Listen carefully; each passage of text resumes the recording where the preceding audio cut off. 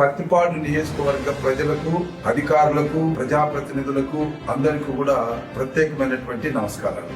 ఈ 3 రోజులుగా అంటే 27, 28, 29 మంతా తుఫాన్ తీవ్రతను మన ముఖ్యమంత్రి ఆల్రెడీ హెచ్చరిక జారీ చేశారు కాబట్టి ప్రజలందరూ కూడా అప్రమత్తంగా ఉండాలి.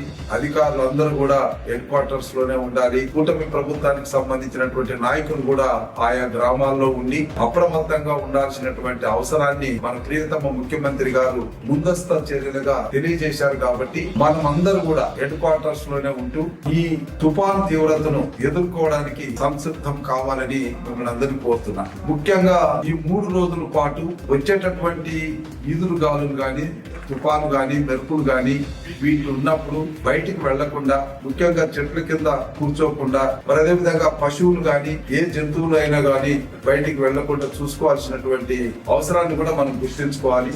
మరి ముఖ్యంగా త్రాగునీరుకు సంబంధించి ఇబ్బంది ఎదుర్కోకుండా కొంత అదనంగా స్టోర్ చేసుకుని ఉంచుకోవాల్సినటువంటి అవసరం ఉంటుంది. మన నిత్యావసర వస్తువులు కూడా ఒక 2-3 రోజులకి తెచ్చుకొని ఇంట్లో పెట్టుకుంటే మంచిది అన్నటువంటి అభిప్రాయం కూడా ఉంది. తుఫాన్ అన్నటువంటిది మనకు కొత్త ఏం కాదు, అయితే అప్రమత్తంగా ఉండాలి. మరీ ముఖ్యంగా ఈ నల్లమడు వాగు నదీ పరివాహక ప్రాంతం, గుంటూరు ఛానల్ పరివాహక ప్రాంతం, మరి అదేవిధంగా అప్పాపురం పరివాహక ప్రాంతంలో ఉన్నటువంటి గ్రామాలు కొద్దిగా అప్రమత్తంగా ఉండాల్సినటువంటి అవసరం ఉంటుంది.